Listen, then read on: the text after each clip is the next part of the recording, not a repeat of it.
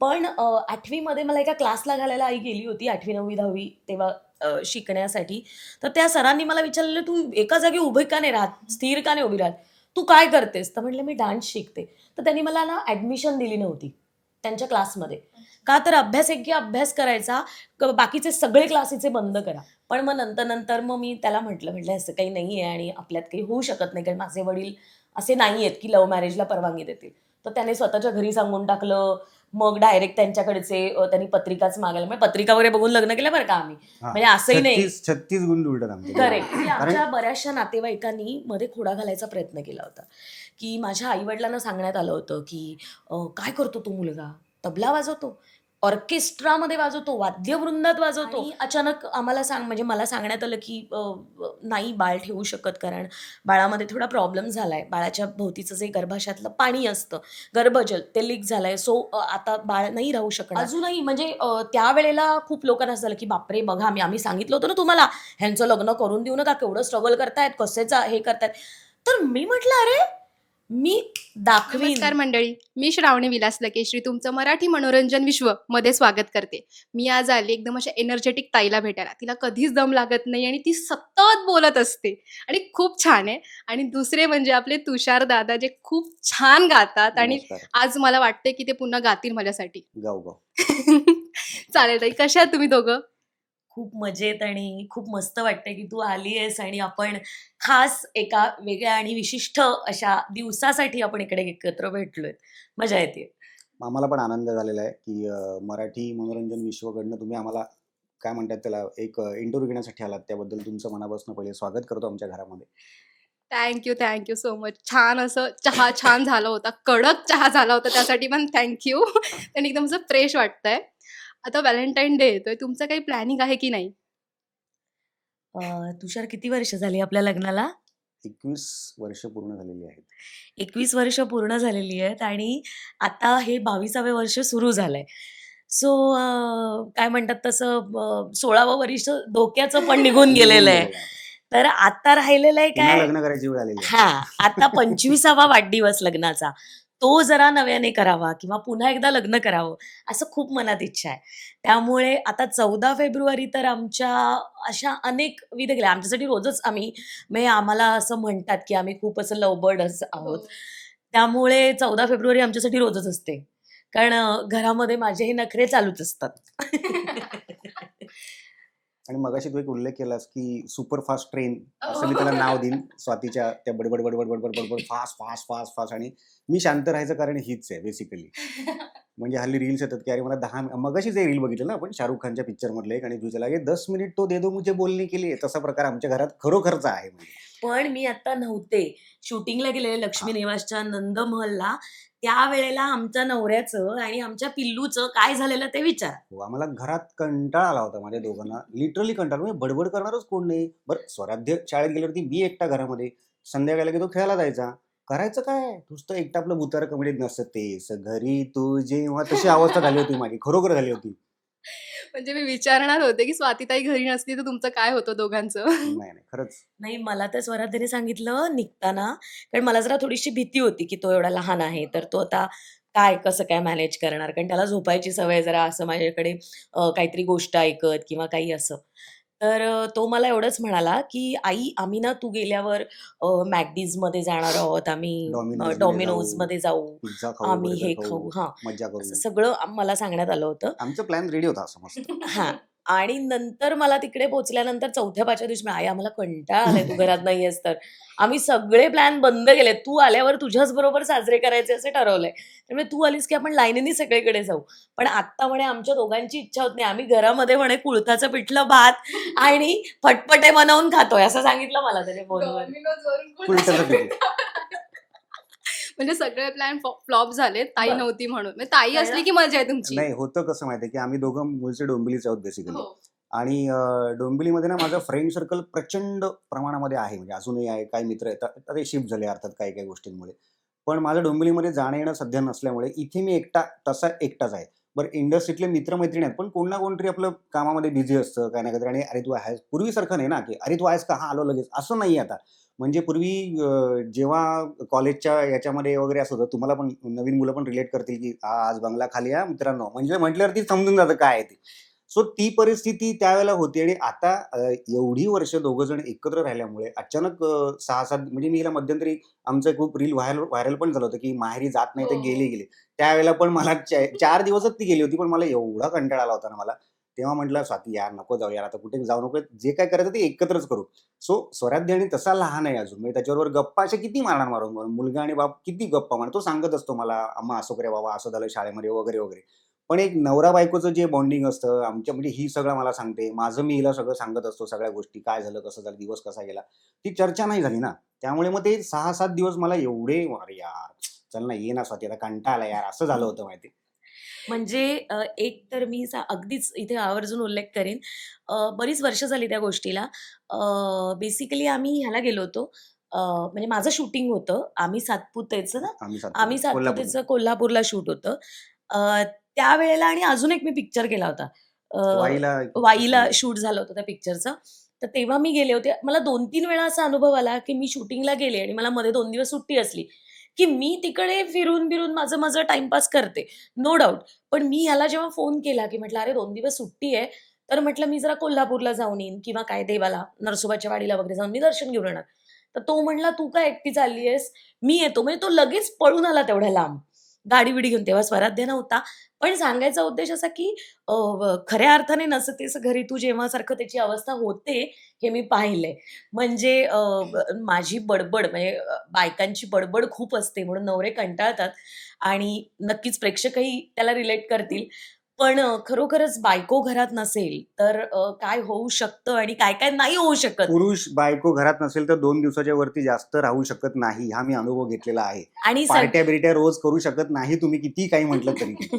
आणि सगळी कामं अंगावर पडतात परत. हां, पण मी कामं करतो. मला तो इश्यू नाही. बरं मी जेवण पण बनवतो. म्हणजे असं पण नाही की जेवणाचे हाल होतील वगैरे, तर तोही इश्यू नाही. पण एक सतत कोणतरी असतं ना घरामध्ये, एक सोबत असते, तर ती मिस करत होतो.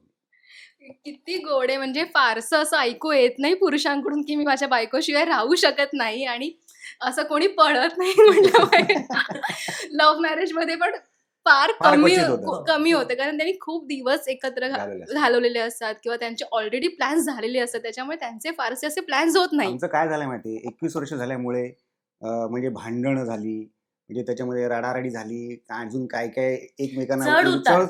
सगळ्या गोष्टी झाल्यामुळे ना, तर त्याच्या पलीकडे आम्ही गेलेलो आहोत बेसिकली, की आता ते हे म्हणतो ना, की लोणचं मुरलं, की मग हां. ते अधिक चांगलं हो, लागतं. हो. तसं आमचं झालं, की आम्ही आधी ज्या पद्धतीने संसार थाटला होता, तेव्हा जे असे छोटे-छोटेसे दोघं जण होतो आणि जो बावला-बावलीचा संसार सुरू केला होता, तो इतका प्रगल्भ होत गेला आणि मध्ये मी म्हटलं तसं, की अनेक वर्ष मी माहेरी गेलेच नाही. अर्थात नाही गेले याच्या मागची कारणं मी बऱ्याच वेळा हो. सांगितली. पण जबाबदाऱ्या माझ्या वाढत होत्या. संसार वाढवायचा म्हणूनही रोजचं बाहेर आणि आमचं क्षेत्र हे असं आहे, की आपलं हातावर पोट आहे. म्हणजे आपण शूटिंगला नाही म्हणून चालत नाही. म्हटल्यावर आपल्याला काम करायलाच पाहिजे. आलेले चांगल्या-चांगल्या संधी सोडून चालत नाहीत.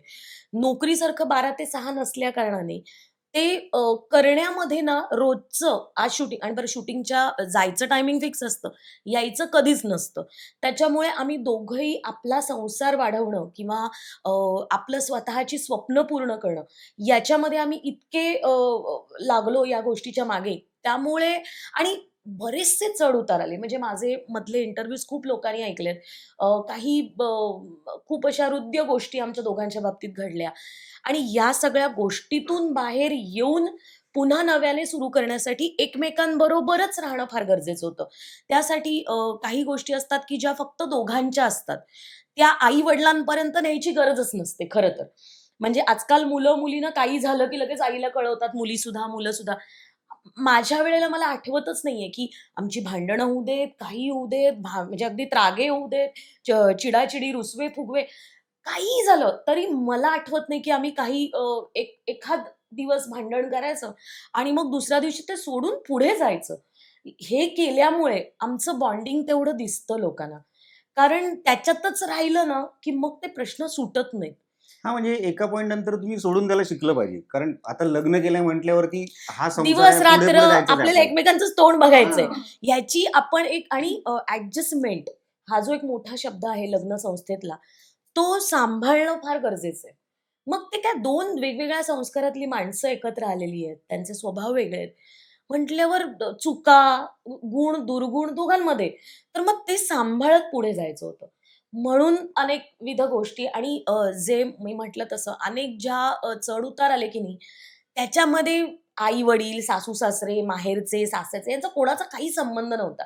त्या सगळ्या गोष्टी गोष्टी आम्ही दोघांनीच मिळून हँडल केल्या बेसिकली. आणि त्या हँडल केल्या म्हणून आज आम्ही इथपर्यंत आहोत. आणि म्हणून आमचं बॉन्डिंग तेवढं आहे आणि आज माझा मुलगाही म्हणतो, की मी असे आई-बाबा पाहिलेच नाहीत, की जे एकमेकांशिवाय राहूच शकत नाहीत. म्हणजे मी विचारणारच होती त्या बाबतीत, की तुम्ही एवढे चढ-उतार एकत्र बघितले, तुमच्या सगळ्या एवढ्या गोष्टी सुरुवात झाली, पण ॲक्चुअल सुरुवात तुमची लव्ह स्टोरीला कुठून झाली?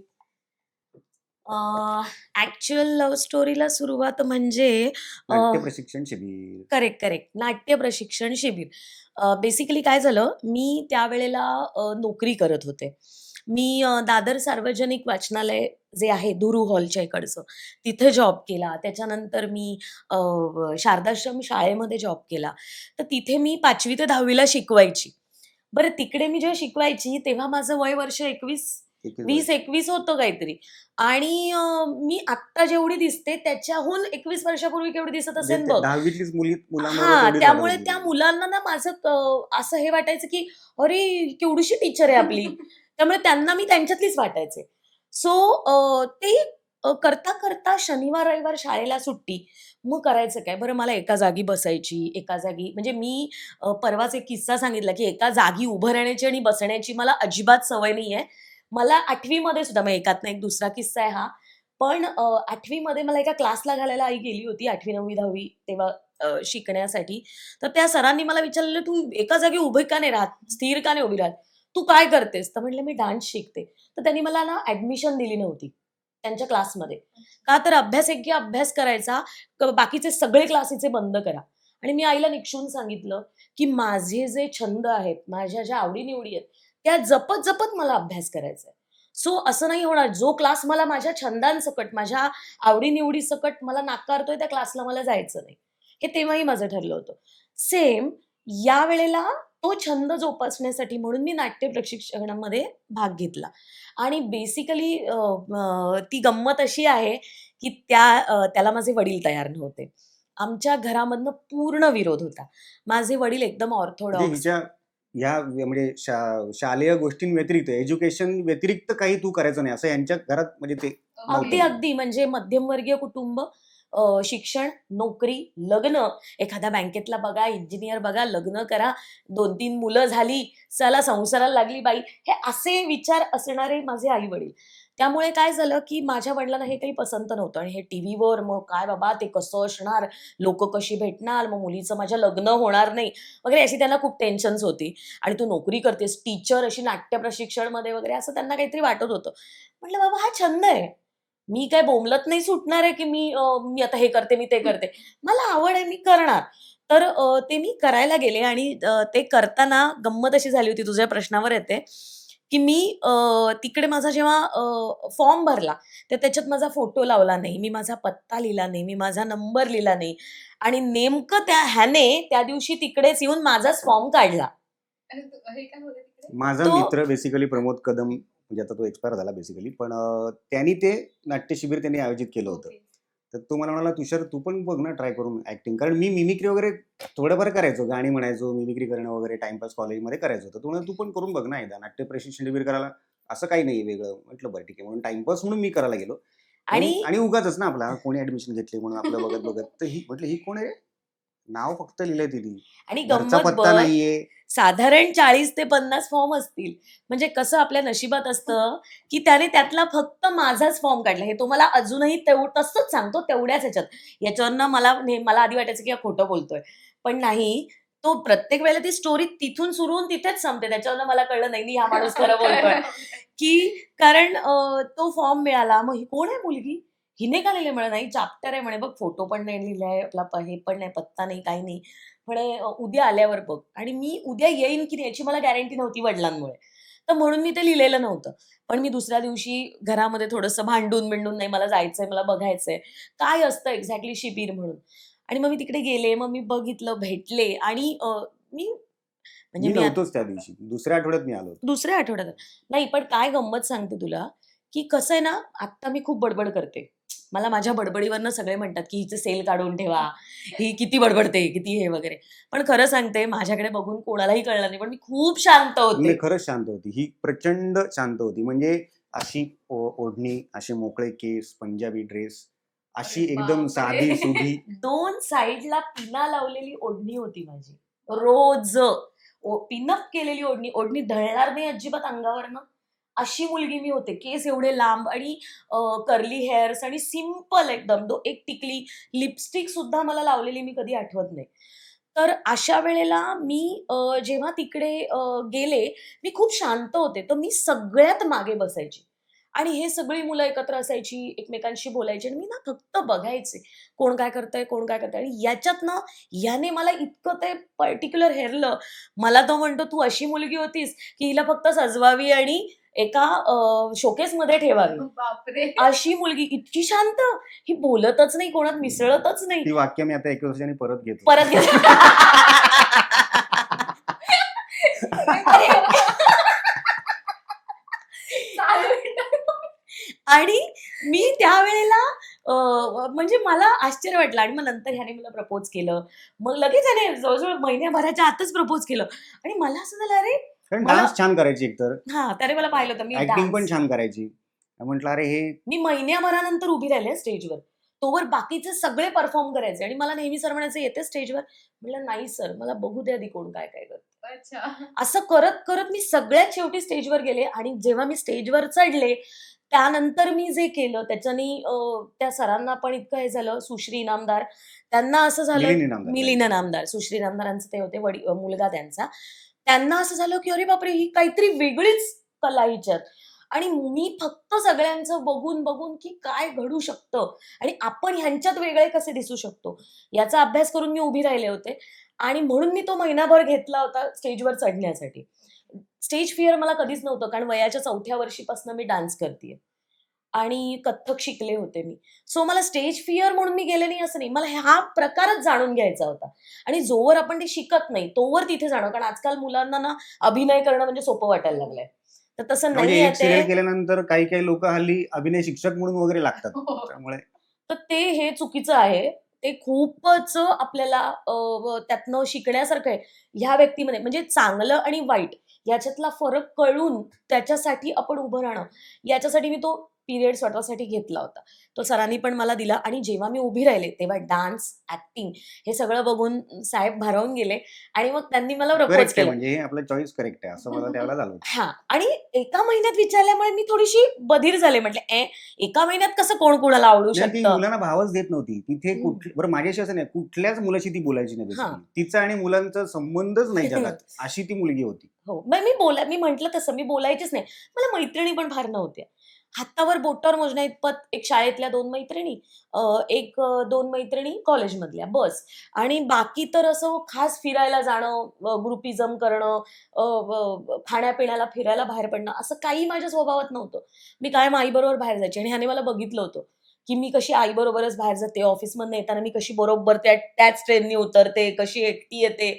हे सगळं त्याने आणि मला वाटायचं, की हा मुद्दाम मला रोज माझ्या त्या रस्त्यात उभा राहतो. नाही पण ते कोइन्सिडन्सच होता तो. हां, ते तो मला नेहमी सांगतो, की तो कोइन्सिडन्स होता स्वाती, की मी दरवेळेला तू यायच्या वेळेत तिकडे तो मला दिसायचा. मला वाटायचं हा माझा कारण पाठलाग माझा नाका करतोय. असायचा तिकडे. नाक्यावरती आणि आपलं तुम्ही एकत्र डोंबिवलीत राहायचा. राहायचो ना मी. तर मग त्यातून त्याने मला विचारलं आणि मग ते सगळं जुळून आलं. पण ते जुळायला सुद्धा बराच वेळ झाला. तिने नाही, नाही तर 3-6 नाहीच महिने म्हणायची. वगैरे लागले. 6-7 महिने जवळ-जवळ अगदीच, नाहीच. अगदीच. आणि मला कारण भीती होती, की माझ्या घरचे कसे. पण ह्याने मात्र माझ्या वडिलांशी मैत्री केली आणि गंमत सांगते, त्यावेळेला दर शनिवार एकदा शनिवार, रविवारी माझ्याकडे पेटी यायला लागली. हार्मोनियम. आमच्या ते ओके, हार्मोनियम. हां. तर मी म्हटलं, "कोण आणून ठेवतं मी नसताना?" तर बाबा म्हणाले, "एक मुलगा येतो आणि ठेवून जातो." तर मला म्हणे, "तुमच्याच क्लासमधला आहे." तर मला असं वाटायचं, कोण येतं एवढं माझ्या घरी? कुणाला माझा पत्ता मिळेल? पण मी कुणालाही पत्ता सांगितलेला नव्हता. सो माझ्या घरी कोण येतंय? आणि नंतर त्यातून मला एक दिवस मला हा दिसलाच घरी आलेला. कारण मला लेट झाला निघायला आणि हा घरी आला आणि बघते तर हा पेटी आला. म्हटलं तुला घर कसं कळलं? तुला तर मी कारण ह्याने मला प्रपोज केल्यामुळे मी याला पत्ता सांगत नव्हते. नंतर म्हणाला मला कळलं, मी माहिती काढली. आणि मग तो घरी आला. तोपर्यंत मी माझ्या आई-वडिलांची मैत्री केलेली घरी. मग छान बोलणं झालेलं. म्हणजे त्यामुळे ना ह्याचा घरामध्ये संचार ऑलरेडी झालेला होता. संस्कारी भाऊसारखं संस्कारी जावई असं जावई मनामध्ये बसला होता त्यांच्या की हा चांगला मुलगा मुलगा आहे. पसंत आहे आता. त्याने पार्श्वभूमी तयार केली होती. नाही, मित्र म्हणूनच इंट्रोड्यूस झालो होतो मी. डायरेक्ट काय असं त्यांनाही माहिती नव्हतं, कल्पना पण नव्हती त्यांना. आणि मलाही स्वतःला कल्पना नव्हती की म्हणून हा आलाय आणि असं तसं. पण मग नंतर मग मी त्याला म्हटलं असं काही नाहीये आणि आपल्यात काही होऊ शकत नाही कारण माझे वडील असे नाहीयेत की लव्ह मॅरेजला परवानगी देतील. तर त्याने स्वतःच्या घरी सांगून टाकलं. मग डायरेक्ट त्यांच्याकडचे त्यांनी पत्रिकाच मागायला म्हणजे पत्रिका वगैरे बघून लग्न केलं बरं का आम्ही. हा, म्हणजे असंही नाही. 36 गुण जुळतात आमचे. Correct. अरे वा.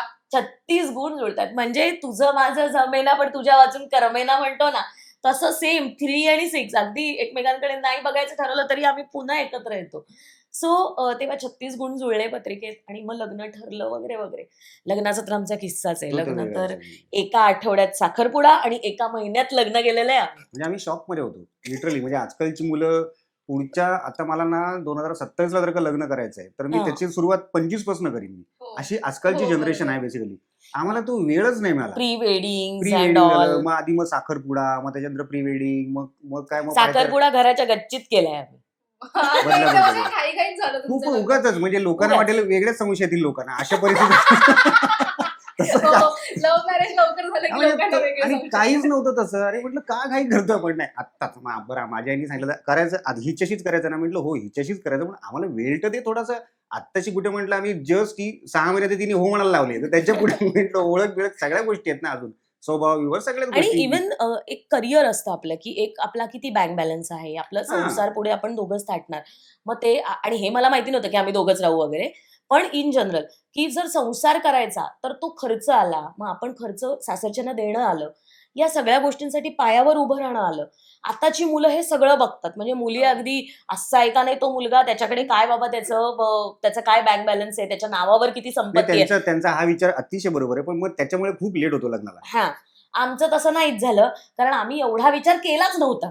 होकार दिल्यानंतर किती वर्षभरातच वर्ष पण नाही एक 7-8 महिन्यात पुढच्या 7-8 महिन्यात आम्ही जरा एकमेकाला समजायला लागलो आणि आमचं लग्न ठरलं. कारण आमच्या सासूबाईंना काहीतरी दिवाळीची सुट्टी होती आणि त्यांचं म्हणणं होतं की सुट्टीतच लग्न झालं पाहिजे. त्यामुळे तुळशीच्या लग्नाच्या आधीच आम्ही लग्न केलंय खरं तर. तुळशीचं लग्न झाल्यानंतर विवाहाचे मुहूर्त सिंहस्थ निघतात. होतं सिंहस्थ होतं सिंहस्थ होतं. सिंहस्थात लग्न केलंय. हो म्हणजे मुहूर्त त्याच्यानंतर निघतात. तर आमच्या घाईमुळे ते आमचं लग्न सिंहस्थामध्येच झालं. जे खरं करत नाही. सकाळी पाडवा संध्याकाळी भाऊबीज. अशा दिवशी आम्ही लग्न केले. त्यामुळे पाडव्याला लोकांना प्रश्न पडला अरे दिवाळी पाडवा भाऊबीज म्हणजे आम्ही पाडव्याला जायचं भाऊबीज करायची का ह्यांच्या लग्नाला यायचं. असं करून जवळजवळ 300 माणसं लग्नाला येणार होती. ती 150 माणसांवर आलं ते आणि 150 माणसांचं जेवणही फुकट गेलं त्यामुळे. तर तेव्हा ठीक आहे. कारण मला बेसिकली से नव्हता कुठल्या गोष्टी कारण मी हा. कमवतच नव्हतो. मी काहीच कमवत नव्हतो. म्हणजे कार्यक्रम वगैरे छोटे मोठे करायचो डोंबिवलीमध्ये. नाही म्हणाला साधना विद्यालयामध्ये मी जॉब करायचो. पण त्याचं पण कसं वर्षातले त्यांचे 3 कार्यक्रम असायचे. त्याचे मला 8,500 रुपये त्यावेळेला मिळायचे. वर्षाचे 8,500. म्हणजे मुलांकडनं 3 कार्यक्रम करायचे तर तुला 2-2 महिने आधी मुलांकडनं प्रॅक्टिस करायला म्हणजे जवळजवळ रोजच जायला लागायचं मला शाळेमध्ये. सो तसा माझा जॉब होता. म्हणजे ॲज सच इन्कम असं बाबा सॉलिड बाबा काय इंजिनियरच आहे आणि काहीतरी एकदम मोठ्या पदावरतीच आहे वगैरे वगैरे असं काहीच नव्हतं. त्यामुळे पैसे कसं जमा करणार ना कसे. तर अशी कंडिशन असताना आणि आई वडिलांना पण माझ्या असा काही प्रश्न नाही पडला कारण ह्याने जे काही गारुड आमच्या आईबाबांवर होतं याचं त्यामुळे अजिबातच आईबाबांना प्रश्न नाही पडला की पुढे कसं काय राहतील वगैरे. त्याचा खूप त्यांचा विश्वास होता याच्यावर आणि अजूनही आहे आणि तो त्याने अजूनही राखलाय. त्यामुळे तेव्हाही त्यांना प्रश्न पडला नाही की त्यांनी अगदी सहज माझा हात त्याच्या हातात दिला तेव्हा. हा म्हणजे की अगदी अगदी मी ऐकिवातल्या गोष्टी होत्या तुझ्याच फॅमिलीतल्या की काही तबला वाजवतो म्हणजे नक्की काय हो, हो, करतो. हो. म्हणजे आमच्या बऱ्याचशा नातेवाईकांनी मध्ये खोडा घालायचा प्रयत्न केला होता की माझ्या आई वडिलांना सांगण्यात आलं होतं की काय करतो तो मुलगा तबला वाजवतो ऑर्केस्ट्रामध्ये वाजवतो वाद्यवृंदात वाजवतो बरं तो क्लासेस घेतो तो त्या साधना विद्यालयात नुसतं वर्षाचे किती पैसे आहेत त्याला. मी आईला म्हटलेलं तो काय कमवतो काय हे लोकांना सांगायची आपल्याला गरज नाहीये मुळामध्ये आणि कुणाला काय प्रश्न पडले असतील तर मी बघून घेईन. नातेवाईकांनी असं नाक खुपसणं हे मला तेव्हाही खटकलं होतं. आणि ज्या नातेवाईकांनी मला माझ्या लग्नाला विरोध करून माझ्या आईवडिलांचे कान भरण्याचा प्रयत्न केला, मी आजतागायत माझ्या सख्यातल्या त्या नातेवाईकांच्या घराची पायरी चढलेली नाही. हा माझा स्वाभिमान आहे, माझ्या नवऱ्यावरचा माझा अभिमान आहे, की माझ्या नवऱ्याला आत्ता माझ्या नवऱ्याचं एवढं नाव आहे, की ते लोकं काय म्हणतात ते आमंत्रण देऊन बोलवतायत. पण आता मी जेव्हा ते बोलवतायत, त्याला फोन येतो, की तुम्ही जावई बापू आले नाहीत तर चालणार नाही. तेव्हा मी माझ्या नवऱ्याला स्वाभिमानाने घेऊन जाते. तोवर मी त्याला सांगितलं, "मी पण नाही जाणार आणि तुलाही घेऊन जाणार नाही." त्यामुळे मी ते आजतागायत राखलं आणि आता ती परिस्थिती अनेक आमचं नाव झालं, अनेक कार्यक्रम बघितले आणि मग त्या नातेवाईकांना काय वाटलं आणि त्यांनी आम्हाला बोलावलं. अजूनही काही असे नातेवाईक आहेत, की ज्यांना हे सगळं चोरून-मारून म्हणजे काही नातेवाईक असतात हां, की तुमचं कौतुक त्यांना तोंडावर करायचं नसतं. ते चोरून-मारून तुमचे कार्यक्रम बघतात. पण ते तुम्हाला भेटायला येत नाहीत, की ते कबूल करत नाहीत, की नाही तुम्ही आता खूप मोठे झालात. काय असतं शिक्षणाबरोबर म्हणजे त्यावेळेला माझी बरोबरी ही शिक्षणाबरोबर करणारे नातेवाईक खूप होते, की आमची मुलं आज 80% मिळवतायत, 90% मिळवतायत, 92% 94, 98 टक्के कसले सांगताय? मला टक्क्यांशी घेणं-देणंच नव्हतं. मला काहीतरी वेगळं करून दाखवायचं होतं. जी अचिव्हमेंट माझ्या आयुष्यात हवी होती मला, ती मी आज करून दाखवली आणि याचं त्यांच्या तोंडात मारल्यासारखी झाली कदाचित. त्या लोकांना ना आमच्यापर्यंत यायची आय थिंक ते येत नाही त्याचा अर्थ त्यांना लाज वाटते आमच्याशी बोलायची. असंच मी म्हणते. त्यामुळे मला आता त्याचं काही वाईट वाटत हां, नाही, की म्हणजे मी त्या आमचं दोघांचं पहिल्यापासून असं होतं, की सर्वसामान्य माणसं जगतात त्यांच्या पद्धतीने ते जगत असतील. पण आमचं एक मोटिव्ह वेगळं होतं, की हं. माणूस म्हणून जर का आपण जन्माला आलोय, तर काहीतरी एक शेवटी अचिव्हमेंट आपली पाहिजे, की बाबा हां, 4 लोकांनी नाव सांगितलं होतं, हां, "अरे, त्याला ओळखलं का? हा किती चांगला माणूस होता," वगैरे, वगैरे, वगैरे आणि किती चांगला मित्र होता. बरं मग ते कुठल्याही क्षेत्रामध्ये असू दे. मी असं म्हणत नाही, की फक्त मीडियाच. पण तुम्ही ज्या क्षेत्रात तुम्ही जाल, त्या क्षेत्रात टॉपला जायचा प्रयत्न नक्की करा. किमान तुम्हाला 100 माणसं तरी ओळखतील. एवढं तरी निश्चित आपलं ध्येय असावं. हे खूप भारी आहे. म्हणजे तू स्वतः स्टँड पण घेतलास हो. स्वतःच्या लग्नासाठी आणि खूप कमी काळामध्ये म्हणजे कमी वेळ मिळाला तुम्हाला लग्न आणि सगळ्या गोष्टी विचार करायला. म्हणजे माहेरी न जाण्याचं म्हणजे माझे आई-वडील ह्याच्या विरोधात नव्हतेच. मी अजिबात मगाशी हो, नाही. सांगितलं कारण हो. आई-वडील तर अजूनही अत्यंत प्रेमात आहेत हो, त्याच्या. पण काही जवळचे नातेवाईक होते, की ज्यांना बघवतच नव्हतं हे काही. त्यामुळे त्यांनी खूप त्रास द्यायचा प्रयत्न केला. खूप वेळा नावं ठेवली. लग्नाचे आमंत्रण आम्हाला नातेवाईकांमधनं द्यायचे नाहीत. तर तेव्हा मला वाईट वाटायचं, की ठीक आहे. पण पण मी सांगू तुला, वाईट जरी वाटलं ना, तरी मी एवढी कन्फर्म होते. मी आई-बाबांना सांगितलं, "तुम्हाला आमंत्रण आलंय, तुम्ही जा. ते नातेवाईक आहेत, ते तुमच्यामुळे माझे नातेवाईक आहेत. पण मला नाही बोलावलं म्हणून तुम्ही जायचं नाही, असं कधी करायचं नाही." त्यामुळे म्हटलं, "मी माझ्या नवऱ्याचा स्वाभिमान जपण्यासाठी कधीच पायरी चढणार नाही. मी येणार नाही. पण तुम्ही तुमची नाती जपा. मला काही." अशी बायको सर्वांना मिळो. नाही, नाही. पण त्यामुळे मी कन्फर्म होते, की मला नाही जायचंय त्यांच्याकडे आणि ते मी आत्तापर्यंत सांभाळलं. आणि अजूनही मी त्या लोकांना आता ती म्हातारी झालेली आहेत ती लोकं 78 80 ला पोहोचलेली आहेत. पण मी खरं सांगते, मी माझ्या आई-वडिलांना त्यांच्या घरापर्यंत जाऊन सोडलेलं आहे. पण बेल वाजवून देऊन लिफ्टमधनं मी उतरून निघून गेलेली आहे आई आतमध्ये गेल्यानंतर. पण मी त्यांच्या घरात पाऊल ठेवलेलं नाही. एवढं मी अगदी निक्षून सांगते. या स्टोरीमधून एक कळालं, की प्रत्येकाच्या लव्ह स्टोरीमध्ये कोणी ना कोणी व्हिलन असतं. असतं. असतं. आणि म्हणजे हे हे घरचे नसले हां, तरी म्हणजे बाहेरचे असतात. बाहेरचे हां. लोकच म्हणजे आणि मोस्टली ते नातेवाईकच Actually. असतात. असतात. असतात. आणि तुमचे मित्र-मैत्रीण एक वेळ तुमच्या मदतीला येतील. रक्ताची नाती नसलेली मदतीला येतील. पण जी रक्ताची नाती असतात ना, तीच आपल्याला म्हणजे आज आम्हाला नात्यातले लोक कमी पण बाहेरचं जगच आमचं प्रचंड. एवढं आहे ना आज, की बाबा आज कोणालाही फोन केला, फोन लिस्ट पडत तरी धावून येतील अशी अगदी, माणसं अगदी. जपलेली. म्हणजे आम्हाला ना आम्ही मुंबईला सुद्धा जेव्हा आलो, आमच्या लग्नानंतर आय थिंक आपण एक 2 2005 वर्षातच 2005 ला आम्ही 2003 ला आमचं लग्न झालं. 2005 ला आम्ही मुंबईत आलो. NNP मध्ये. एन-एन-पीमध्ये राहायला आलो आम्ही. भाड्याने राहायला आलो. तेव्हा एन-एन-पीचं भाडं ₹1,500 होतं. ते कमवूनही भरणं ह्याच्यासाठी सुद्धा आम्ही दोघं स्ट्रगल करत होतो. आणि त्यावेळेला त्याचं घडलंय-बिघडलंय चालू होतं किंवा तेव्हाही त्याचा म्हणजे त्याचा आणि माझा झीचा प्रवास सेम सुरू झाला ॲक्चुअली. त्यामुळे झी तेव्हापासून आमच्याबरोबर आहे. आणि झी मराठीवर तेव्हा त्याचं घडलंय-बिघडलंय आलं आणि माझी पण एक सीरियल सुरू झाली होती. सो मला काय म्हणायचंय, की तो जो पिरियड होता ना, तेव्हा ते ₹1,500 भरायचे आणि डोंबिवलीतलं भाडं तेव्हा काहीतरी ₹1,000 ₹1,300 होते. ₹200 फरक फरक होता. होता. पण मग हा म्हणला ₹200 साठी आपण कसेही कमवू शकतो. आपण मुंबईत येऊया आणि आपण आपलं चालू करू. तर तेव्हा मला असं झालं, की बापरे! आपले आई-वडील आपल्या आजूबाजूला नाहीयेत किंवा आपले नातेवाईक नाही. आपण दोघंच कसं करणार? पण ते झालं, सगळं व्यवस्थित झालं आणि मग तो जो स्ट्रगल सुरू झाला ना, तो कदाचित आजतागायत आपला संपलाच नाही. कारण कलाकारांचं स्ट्रगल कधी संपतच कधीच नसतं. संपत नसतं. सो अजूनही पण ती चालूच मजा आहे. आहे आणि त्या स्ट्रगलची गंमत आहे. कारण आता वर्षभर आपण बघत असाल तुम्ही तर हवा उद्या सध्या बंद आहे. म्हणजे स्ट्रगल पिरियड आहे ना आत्ता चालू. हे कदाचित आम्ही असं म्हणतो की 10 वर्ष खूप काम केलं आपण. आता थोडंसं आपण जरा रिलॅक्स मोडमध्ये एकदम सगळे आराम करूया. अशा मोडमध्ये आत्ता आम्ही आहोत. पण बऱ्याच जणांना असं फार वाईट अनुभव येतात की बाबा कामच मिळत नाही वगैरे, वगैरे. सर त्यांच्यासाठी असं म्हणणं की थांबा. काही गोष्टी आपल्यासाठी पुढे चांगल्या लिहिलेल्या असतात. त्याच्यासाठी एक मोठा श्वास आणि मोठी जरा विश्रांती घ्यायची थोडं असते. मागे जाऊन मोठी उडी घ्यायची असते ना तसं. थोडंसं थांबायचं आणि मग मोठी उडी घ्यायची. तसंच आम्ही दोघांनी पण विचार केलाय, की जो आत्ता पिरियड चालू आहे, तो छान आपण एन्जॉय करू. एकमेकाला धरून तेव्हाही होतो, आजही आहोत. सो आणि मी म्हटलं तसं ह्यात एक मी गोष्ट नक्कीच सांगणार आहे. कारण माझा त्याचा वेगळा इंटरव्ह्यू आधी झालेला आहे. पण मी सांगणार आहे आज या इंटरव्ह्यूमध्ये, की आमचं लग्न झालं आणि वर्षभरात मला दिवस गेले होते. आणि ते बाळ आमचं राहिलं नाही. ते बाळ माझं 7व्या महिन्यात गेलं.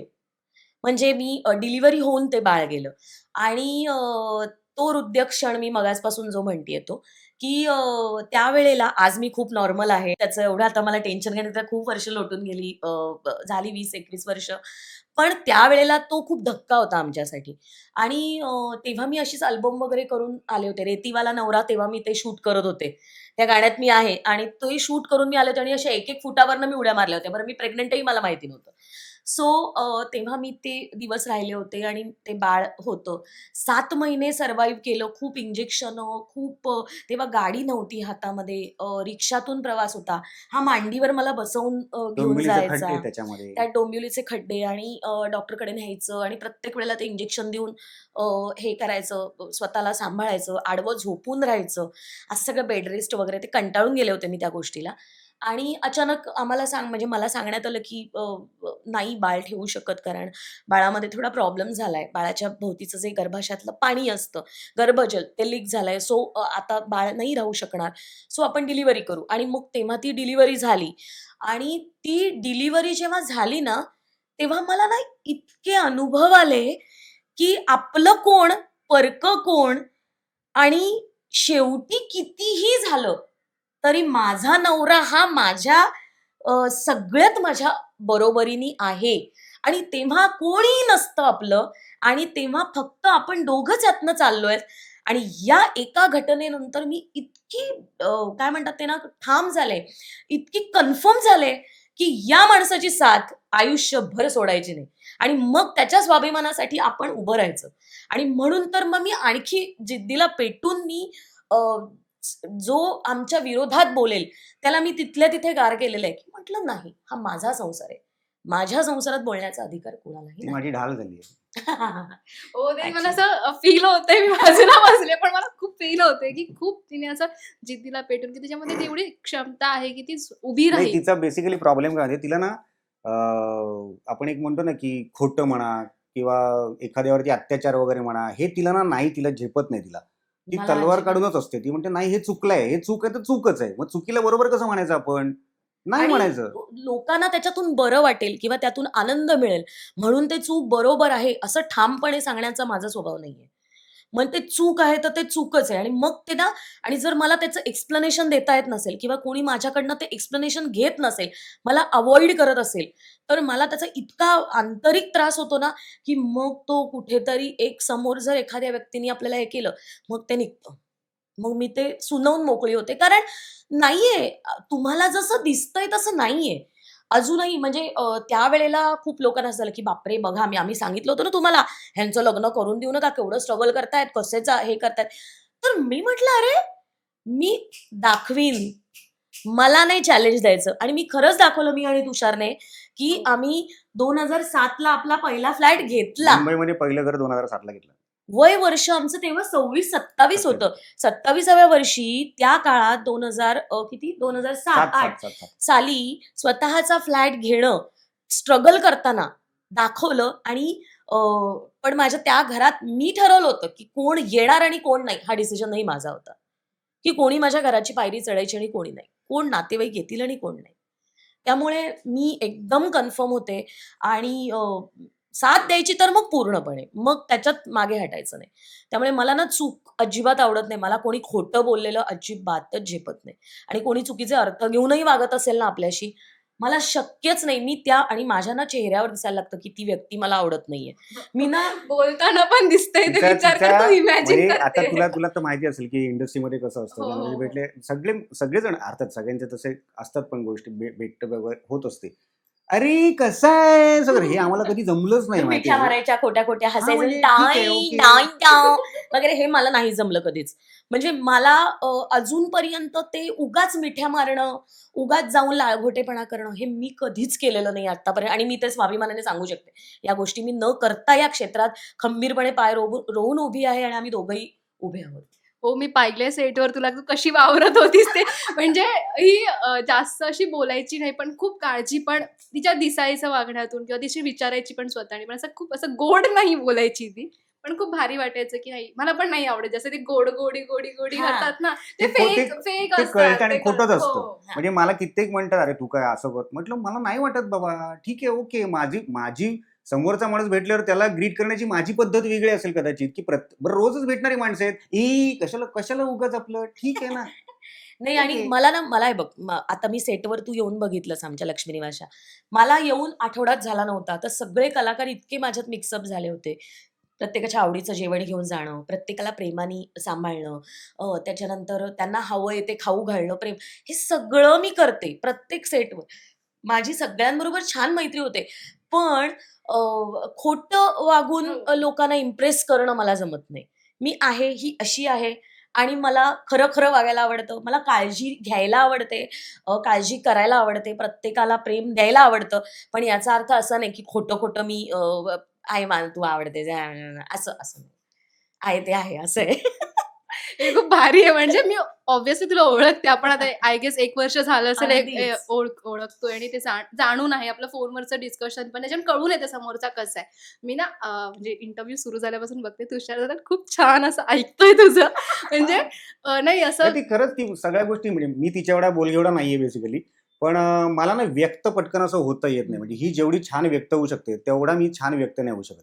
म्हणून मी तिला आपलं एक तो मला विषय सुरू करून देतो, "स्वाती आता ह्याच्या पुढे तू हां. बोल कारण हे आणि ती माझ्या मी तिला म्हणतो, "तू ना वकील व्हायला पाहिजे होतीस. कारण वक्तृत्व, कीर्ती आणि लबाडी हे सगळं तुझ्याकडे आहे." लबाडी म्हणू नकोस रे.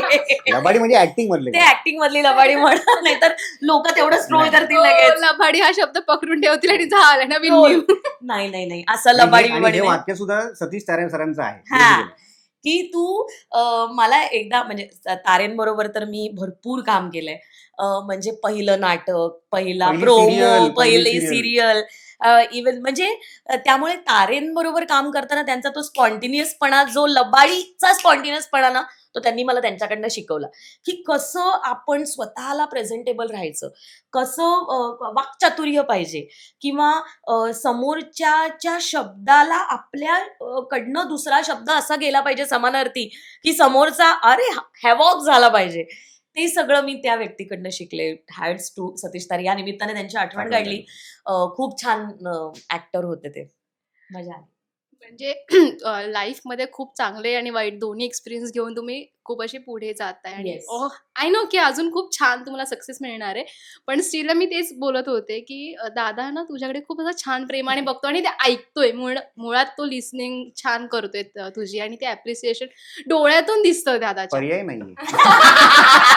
मी तारीफ करते रे. नाही जोक सपाट. पण ती ती म्हणजे मी कधी असं अडचणी असलो किंवा मी असं डीप गेलो समजा तर ती मला त्यातनं बाहेर नेहमीच काढत असते आणि त्याच्यात मोटिवेशन ती देते. तर तिचे मित्र जे आहेत ते तिला मोटिवेटर म्हणून तिचा नेहमी वापर करतात. "अरे यार सत्य असं झालं यार, अरे असं झालं." मग ती सगळ्यांना गब्बळ असं काही नसतं वगैरे. ती फुल पॉझिटिव्ह प्रचंड पॉझिटिव्हिटी देणारी मुलगी आहे.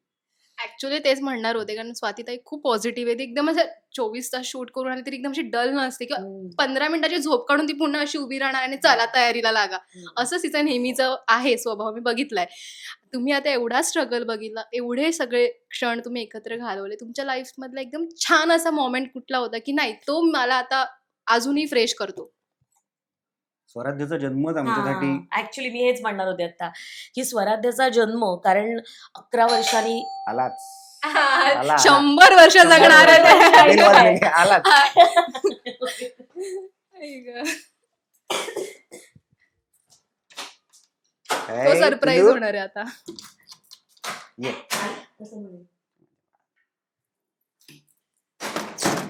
हातपाय तोंडू मस्त मस्त.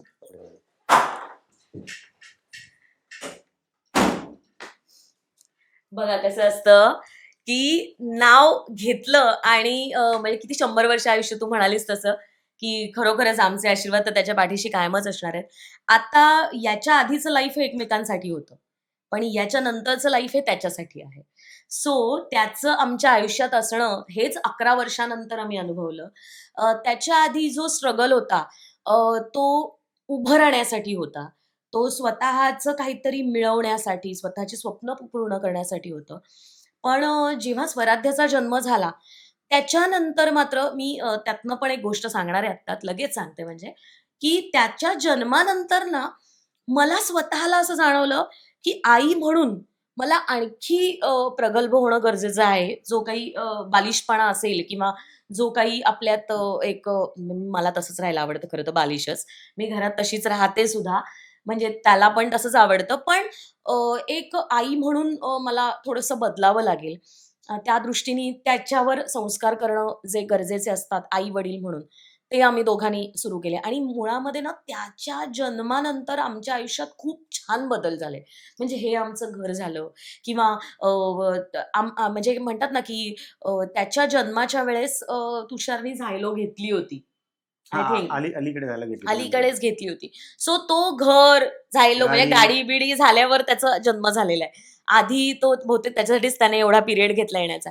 सो त्याच्यानंतर त्याचं बालपण बघण्यात, म्हणजे त्याच्या ज्या सगळ्या लहान मुलांच्या करामती असतात ना, त्या मी डोळ्यात तर साठवून घ्यायचीच, पण आम्ही त्या कॅमेराबद्ध केल्यात आणि त्याचे जवळ मला असं वाटतं 5,000 ते 6,000 वगैरे व्हिडिओ झालेले आहेत.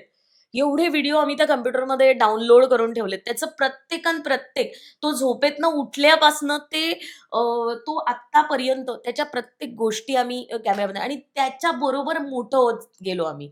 हा आमच्यासाठी खूप मोठा पॉइंट होता आयुष्यातला. जे आताचे जे पॅरेंट्स आहेत 20s मधले किंवा आता ज्यांना आता मुलं होते त्यांनी सुरुवात केली आहे, की 1 हो, महिना, हो. 1 आठवडा पण तू तेव्हापासून सुरुवात केली होती सगळं.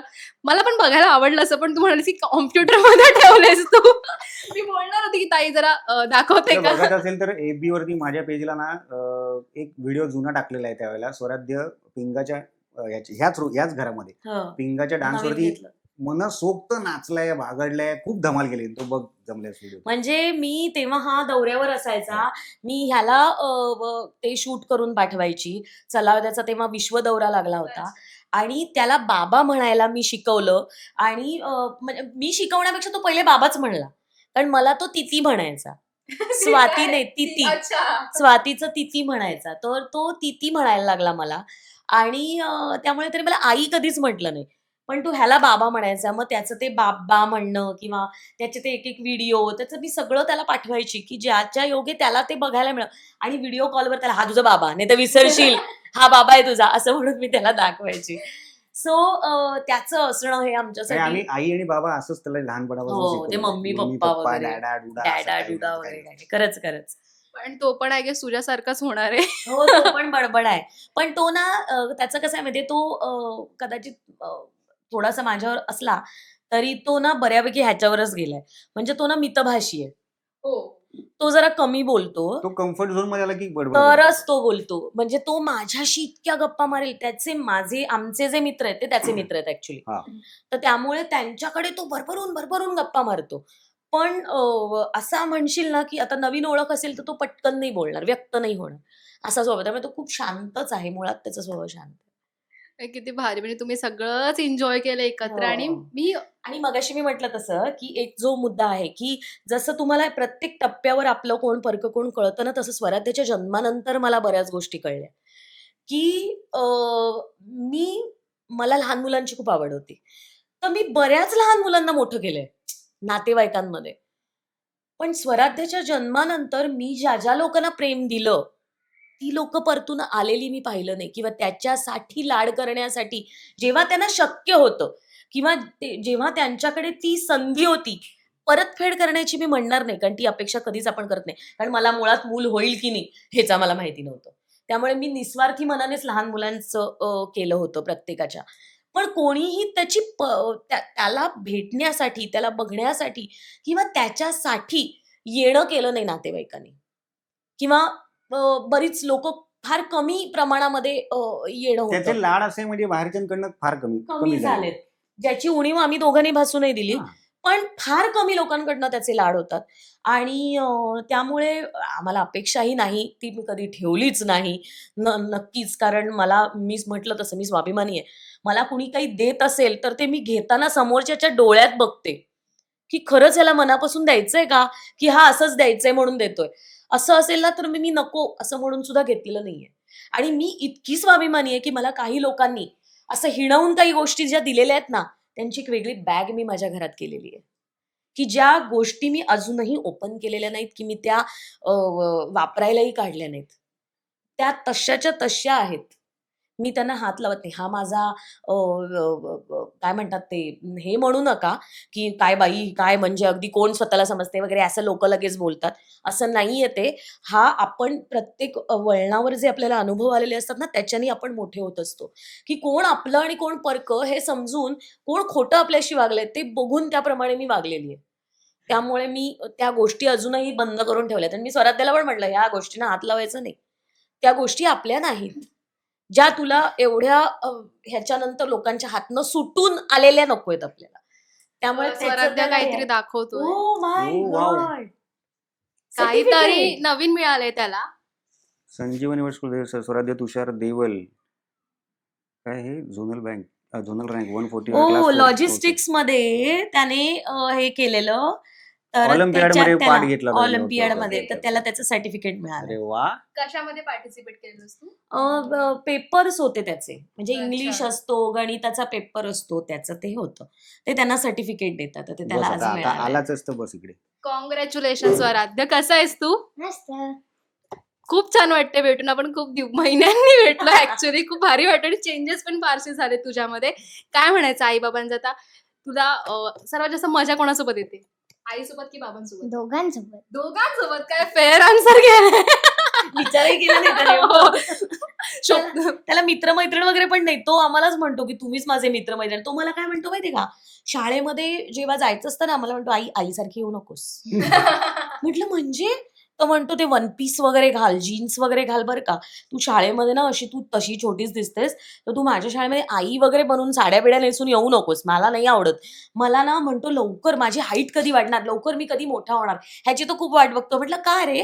तर एकदा तो मला असं म्हणाला की आई माझं एक स्वप्न आहे की मी तुझ्या खांद्यात हात टाकून रस्त्यातून चालणार आहे आणि लोकांना सांगणार ही माझी मैत्रीण आहे, माझी आई नंतर आहे. संतूर मम्मी पाहिजे तुला. तशी आहे संतूर मम्मी तुझी. तुला काही बोलायचं आईसाठी? नाही. अरे बोल. अच्छा लाजतोयस तू हा. ना? कोण लाड करतं, कोणी काय करतं, दोघं लाड करतात. जास्ती कोण करतं? बघा फेअर आन्सर नको देऊ, तिथे फेअर आन्सर नकोय. जास्ती दोघही. दोघही. मार कोणाचा खातोस? आई.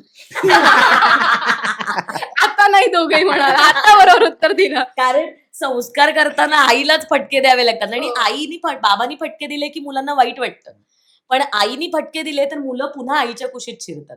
त्यामुळे आमच्याकडे बाबांनी ते जरा सांभाळलंय आणि हे आमचं लहानपण असंच गेलेलं आहे की वडिलांकडनं फटके आम्ही दोघांनी खाल्लेले आहेत. ऍक्च्युली त्यामुळे आम्ही दोघांनी हे ठरवलं की आपण आपल्या मुलांशी थोडंसं वेगळं वागूया, की आत्ताच्या आई वडिलांप्रमाणे हा वागूया. म्हणजे कसं असतं की आमच्या लहानपणी म्हणजे बाकीच्या लोकांचं मला माहिती नाही पण आमच्या लहानपणी वडील हे कर्दन काळच होते. हा म्हणजे आले की पळापळ, बाबा आले असं म्हटलं की दहशत. दहशत म्हणजे मी मग सगळं फेकून देऊन घरामध्ये डायरेक्ट पुस्तक हातात, असंच सीन होता म्हणजे त्यावेळेला. आणि ते एक, आता मला माहिती नाही त्याला काय शब्द म्हणतील, पण ते अंडरस्टँडिंग मुलाचं आणि वडिलांचं त्या काळात नव्हतं, कधीच नव्हतं. म्हणजे ती मुलं कशी, त्यांचं म्हणणं काय, तू काय बोलू नको, तुला काय अक्कल आहे, असं म्हटलं की मुलं गप्प. तसं आमच्याकडे आम्ही ठेवलेलं नाहीये. त्याचं काय म्हणणं आहे, त्याला काय म्हणायचं आहे, त्याला काय एक्सप्रेस व्हायचं आहे, तुला काय वाटतंय, हे सगळं मी ऐकून घेतो. आणि मग मला नाही पटलं तर मी त्याला मग एक पर्याय सांगतो, हे तू म्हणतोस ते सगळं बरोबर आहे, पण ह्याला थोडा वेळ जायला अजून स्वराज्य, हे थोडं मोठं झालंस की आपण हे सगळ्या गोष्टी करूया आपण. सो त्याला आम्ही असं सांगितलेलं आहे की तू प्रश्न विचारतो, प्रश्न बंद करू नकोस. तो प्रश्न विचारत असतो. कधी-कधी आम्हाला एवढा कंटाळा येतो ना, "बाबा, बाबा, बाबा." अरे हां, बोल. मग 3ऱ्या-4थ्या हाकेला मी त्याला हो दे. आम्हाला ते तेव्हा अशी होतं, की आमच्या वडिलांकडे आम्हाला प्रश्न विचारायची चोरी होती. म्हणजे माझ्या लहानपणी मला आठवतच नाही, की आम्ही कधी वडिलांना काही उलटून प्रश्न विचारलेत किंवा क्युरिओसिटीचे प्रश्न वडिलांपर्यंत आमच्याकडनं गेलेत. मी कायम आईशी जेवढी एक्सप्रेस हां, मी पण आईशी व्हायची, कनेक्ट होतो त्यावेळेला. तेवढं कधीच वडिलांची नाही. आणि वडील तर नोकरीनिमित्त बाहेर असायचे. बाहेर म्हणजे काही अगदी आउट ऑफ मुंबई वगैरे नाही. पोस्टात होते माझे बाबा. सो सकाळी जाऊन रात्री यायचे, कधी नाईट शिफ्टला असायचे. पण बाबांची एक दहशतच होती आमच्याकडे, की ताटातलं संपवलंच पाहिजे, ते हे खाल्लंच पाहिजे. आणि गंमत सांगते, मी शांत का होते, कारण माझ्या घरामध्ये मला हसायचंही बंधन होतं. हां, म्हणजे हे खूप कमी लोकांना मला सांगायला या गोष्टी आवडतील, की अ, खाली हसलेला सुद्धा आवाज मुलीचा येता नाही. या फॅमिलीतून आलेली मुलगी आहे मी, की प्रचंड मोठ्याने ऑर्थोडॉक्स. मोठ्याने हसायचं नाही, मोठ्या आवाजात बोलायचं नाही. आणि एखादी गोष्ट जर सांगायची असेल, तर ती सॉफ्ट आवाजात सांगायची. आणि या गोष्टीवरनं कधीतरी वडिलांचा राग आल्यावर, "हे असं का वागलात तुम्ही?" असं म्हणून आपण प्रश्न विचारला, तर आम्ही कानाखाली पण खाल्लेली आहे. आणि आमच्याकडे उलटं होतं. मी 4थ्या मजल्यावर राहायचो. बाबा मला मारायचे, ते खालच्या लोकांना करायचे. आणि मला खालचे ते सगळे दुकान, "तुषार काय धुतलं नाही आज?" म्हटलं. आणि आमच्याकडे अशी पद्धत होती, की आम्ही धुवून घ्यायचो, कारण पाढे आले नाहीत तरी मार खाल्लेला आहे आम्ही. सो त्यामुळे कसं होतं माहिती, होतं ते सगळं आपल्या चांगल्यासाठीच असतं. पण कौतुक म्हणा, एखादी गोष्ट चांगली केली आहे म्हणून त्याचं कौतुक होणं, हे जे आई-वडिलांकडनं अपेक्षित आहे. आम्ही दोघंही आय थिंक कौतुकाला उपेक्षित हो. राहिलेले नवरा-बायको म्हणजे आहोत. घरातले कौतुक नाही, म्हणजे वाह! फार छान. याच्या पलीकडे आम्ही कौतुकच ऐकलं नाही. कधीच नाही. म्हणजे ना वडिलांकडनं, आईकडनं असायचं, पण आई सुद्धा आमची अशी, "छान हो स्वाती, हे छान होतंय." आणि तू, कारण माझी आईच मुळात शांत. तर आईचं सांगणं पण असंच असायचं, की "नाही, नाही, शांत, आता हे छान झालंय हां, तर आता तू हे अजून कर, मी बाबांशी बोलते." असं आमच्याकडे होतं. पण बाबांपर्यंत जाऊन बोलणं वगैरे असं कधीच नव्हतं. त्यांना मेकअप केलेला पण आवडायचं नाही बाई. लिपस्टिक लावलेलं आवडायचं नाही, काजळ घातलेलं आवडायचं नाही, पावडर लावलेली आवडायची नाही. या सगळ्यातनं मी आलेली आहे. त्यामुळे ह्याने मला जी पाहिलं, मी म्हटलं पिनअप केलेली ओढणी, तसंच राहायचं. तर मला असं वाटतं, की तो प्रवास, तो हा मी ते प्रवास, काय झालं माहितीये म्हणजे आता का? म्हणतील, "ही बघा स्लीव्हलेस घालून बसलीये." नाही, त्याचं तर हा कारण असं प्रवास आहे, माझ्या नवऱ्यामुळे तेच सांगते झाला. मी. तेच म्हणते, की तिला जे फ्रीडम होतं ते माझ्याकडे मिळालं. करेक्ट. इव्हन मी हे पण सांगेन, की मला माझ्या वडिलांनी सायकल सुद्धा कधी चालवायला दिली नाही. आणि आज 4 व्हीलर चालवते. आज मी 4 व्हीलर चालवते, ते फक्त आणि फक्त माझ्या नवऱ्यामुळे. कारण तो माझ्या कायम पाठीशी होता, की "नाही, नाही, हे तुला आलंच पाहिजे. ही गरज आहे आजची." बेसिक गरजा आहेत या. व्यावहारिक ज्ञान. एक आणि हे म्हणजे काय म्हणतात, बँकेचे हिशोब तरी ती अजून टाळते, माझ्यावरती सगळं टाकते. मी तिला म्हटलं, "अगं नाही, बघून घे, सगळ्या गोष्टी असतात काय-काय छोट्या-मोठ्या." जाते मी असं अगदी जाते म्हणजे नाही, जाते म्हणजे ती नाही असं नाही. पण अर्थात मी नव्हतो, विदेश दौऱ्यात होतो तेव्हा तिनेच सगळं बघितलं होतं. पण बेसिक गोष्टी आहेत, की नवरा नसताना ज्या गोष्टी घरात लागू शकतात, तर त्या गोष्टी तिला सगळ्या माहिती आहेत आणि त्या ती करते व्यवस्थित. हां, कारण म्हणजे तेव्हा हे काही आई-वडिलांनी शिकवलेलं नव्हतं. पण ते शिकण्यात, म्हणजे कदाचित ना, खऱ्या अर्थाने मी घडले, किंवा जी आत्ताची स्वाती तुम्हाला दिसतीये, ही सगळी तुषार देवलमुळे आहे. आणि तुषार माझ्या पाठीशी नवरा म्हणून उभा राहिला. त्याचं गारुड असेल माझ्यावर, किंवा त्याच्यातला जो एक कॉन्फिडन्स लेव्हल होती, किंवा रिस्क घ्यायची जी हे होती, ती सगळी माझ्यात आली. आणि आता ती इतकी वाढली आहे माझी, की आता त्याच्या की पाठीशी मी उभी मी राहते आणि त्याच्या लग्नाच्या पुढ्यातही मीच उभी राहते. आणि माझं कसं झालंय, लग्नाच्या आधीची स्वाती होती शांत, ती मी झालोय आता. ऍक्च्युली ना, ह्या इंटरव्ह्यूमुळे स्वातीताई आणि तुषार दादाची खूप वेगळी बाजू जाणून घ्यायला मिळते आणि खूप भारी वाटते, की तुम्ही एवढे एक्सप्रेसिव्ह होताय. मला हे सांगायला खूप आवडेल, की ह्या खूप गोष्टी वेगळ्या असतात आणि त्या नाही कोण फारशा बोलत, बरोबर, पण बरोबर. तुम्ही खूप छान प्रकारे ते मांडताय आमच्या माझ्यासमोर. आयुष्याचं बुक हे ओपन आहे. हो. त्यामुळे आम्हाला असं खोटे किस्से बनवून वगैरे सांगायची आम्हाला खरं तर सवय नाहीये. त्यामुळे जे आहे ते आहेत. आमच्या आयुष्यात असे भरपूर खरेच किस्से घडलेले आहेत. हो. आणि दुसरी गोष्ट म्हणजे मी हे सांगणार होते, की आम्हाला दोघांना ना, आता म्हणजे आता 14 फेबमुळे मी एक, मगाशी तुझा प्रश्न होता, तर पहिल्याच 14 फेबला लग्न झाल्या भांडलो होतो आम्ही.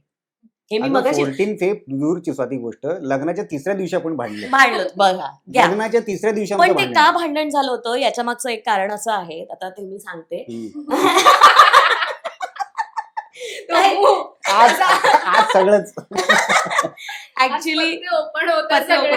नाही बेसिकली आमचं लग्न मी म्हटलं तसं घाईघाईत झालं त्यामुळे आणि 26 ऑक्टोबरला आमचं लग्न झालं होतं 2003 साली. दिवाळी होती. दिवाळीमध्ये दिवाळी पाडवा भाऊबीज होता आणि 24 तारखेपर्यंत मी शूट करत होते.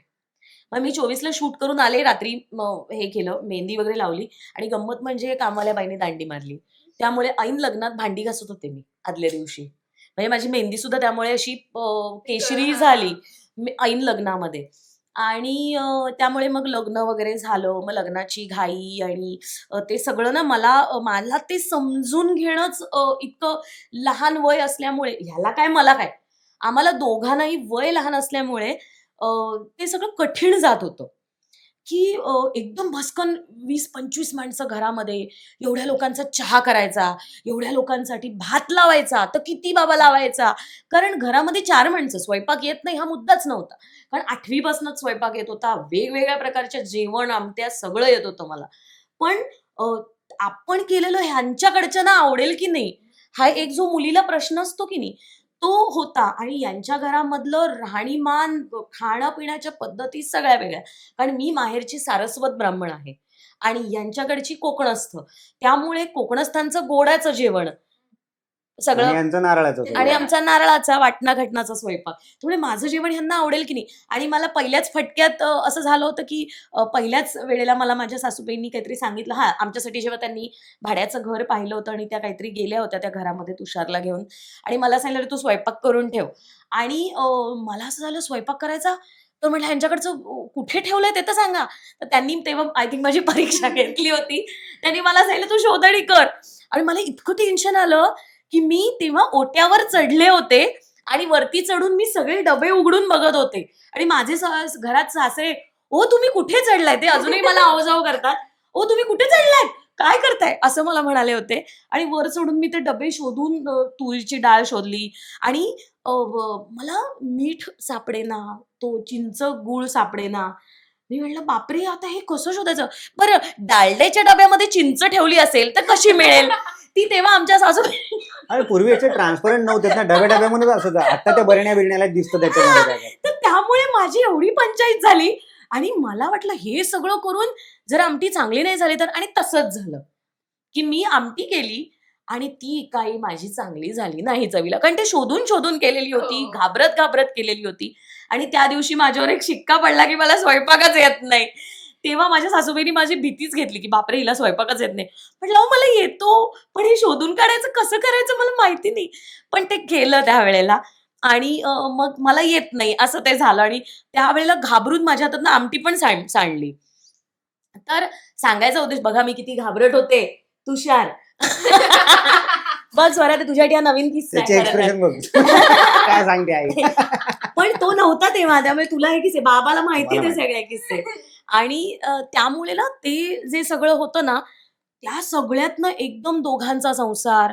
आणि मग मला ना माझं पिच मिळाल्यासारखं झालं जेव्हा आम्ही दोघं राहायला लागलो. नाही, मी आत्ताच सांगतो, स्वाती उत्तम स्वयंपाक करते. आणि माझ्या तब्येतीवर जाऊ नका, मी बारीकच आहे. म्हणजे लोकांना वाटेल की बाबा असं बारीकच, मी व्यवस्थित जेवतो. स्वाती नॉनव्हेज म्हणू नका, व्हेज म्हणू नका, जे काय तिचे ती सारस्वती स्टाईलचे जे सगळे पदार्थ आहेत उत्तम जेवण बनवते स्वाती. आणि तेव्हा ते असं झालं की मला माझं पिच मिळालं. मला शोधायचं नव्हतं, मला माझं माझं करायचं होतं. सो ना त्यामुळे ते सगळं घडत गेलं. आणि या सगळ्यातनं मग घर सांभाळा, कामं सांभाळा. त्यावेळेला कामवाली बाई मिळायची नाही. मग रात्री आल्यावर कपडे धुवायचे. पण नंतर आम्हाला मिळाली बाई, नाही नो डाऊट. एक आमच्याकडे मंगल नावाची एक यायची. मंगलच ना तुझ्या? मंगल. हा, मंगल यायची. ती आता खूप आजी विज्जी झालेली असेल ते आता ती. पण तर त्यावेळेला त्या होत्या काकू. त्या मला एक महिन्याभरानंतर वगैरे मिळाल्या. पण तेव्हा काय झालं, माझी नाईट शिफ्ट असायची, ह्याचं सकाळचं असायचं. आणि मग रात्री आल्यावर मी शूट करून सकाळी आले की मग कपडे धुवायचे, पाणी भरावं लागायचं. आणि तेव्हा म्हणजे पाणी जायचं एका तासात. डोंबिवलीमध्ये माहिती आहे ना, 15 मिनिटात पाणी येतं फक्त. 15 मिनिटात सगळं तर भरून जातं. त्याच्यामुळे परिस्थिती तिकडे वेगळं काही नाही. हां, तर त्याच्यामुळे ते ड्रम भरून ठेवायचे, ग्लासात, तांब्यात भरून ठेवायचे, माठ भरून ठेवायचा, पिंप भरून ठेवायचा, की उद्या समजा मी नाही त्या वेळेत पोहोचले, तर पाणी उद्याला पण पाहिजे. हे सगळं. आणि मग त्या पाण्यातच पटकन भांडी घासून घ्यायची. हे असा संसार आम्ही केला होता. मग ह्याच्यातनं कधीतरी नवीन संसार, सांगायला कुणी नाही, चुका होतायत का नाही हे कळण्याचं वय नाही. आणि ह्या सगळ्यात त्याचा छोटासा त्यालाही बायको आली आहे 22व्या वर्षी आपल्या आयुष्यात आणि आता तिला त्यामुळे तिची सांभाळायचंय. एका मुलीची जबाबदारी मला उचलायची आता याच्या पुढे, हे एक प्रेशर असतंच ना. असतंच. आणि आणि घरच्यांचा सपोर्ट होता, म्हणजे तसा विषय नव्हता काही, पण मला ते माझ्या आईने एक सांगितलं होतं की तू तुझा संसार तुझा तर वेगळा, कारण आपलं क्षेत्र वेगवेगळं आहे बेसिकली दोघांचं. तुमचं सगळं रात्री येणं सकाळी लवकर उठणं होणार नाही तुम्हाला, त्यामुळे आमचं एक फिक्स शेड्यूल असतं, त्याप्रमाणेच आम्हाला वागायला पाहिजे. तर हे आपण तुम्ही राहा इथे बाजूच्या बिल्डिंगमध्ये 2-4 बिल्डिंग सोडून आमचं त्यामुळे घरातनं बाहेर काढलं वगैरे जे काही मध्ये ते छापून ते आलं तसं होतं नाहीये, ते तसं तसं नाहीये, घडलेलं नाही. तसं नाहीये. हे डायरेक्ट अंडरस्टँडिंग आहे. अंडरस्टँडिंग मध्ये फक्त त्यांनी आम्हाला सांगितलं. पण मला तो शॉक होता की हा, म्हणजे कारण मी आम्हाला विचारलेलं नव्हतं, आम्हाला सांगण्यात आलं. हा, बस बाकी बाकी त्यांच्यावर आमचा कसलाच अजूनही राग नव्हता. कारण ते जर का झालं नसतं तर आज मी इथे दिसलो नसतो. Correct. हेही तेवढंच उलट खरं. मी तेव्हा तुषारला शॉक बसला होता किंवा त्याला वाईट वाटलं होतं की अरे आपल्या बाबतीत असं कसं झालं, आईनी आपण वेगळे झालो आणि आईला आपल्या पाठीशी आत्ता उभं राहायला पाहिजे होतं. त्या होत्याच उभ्या, नाही असं नाही. त्यांच्या घरचे सगळे म्हणजे सासरे होते, सासू होत्या, नणंद होती माझी, पण त्यांचं एक लाईफ होतं, त्यांच्या नोकऱ्या होत्या, तेव्हा त्या नोकरी करत असत, त्या शाळेत शिक्षिका होत्या. सो त्यांचं एक टायमिंग फिक्स होतं, आमचं तर टायमिंग फिक्स नसायचंच. मग म्हटलं ठीक आहे ना, आपण आपला संसार तर सुरू केलाय.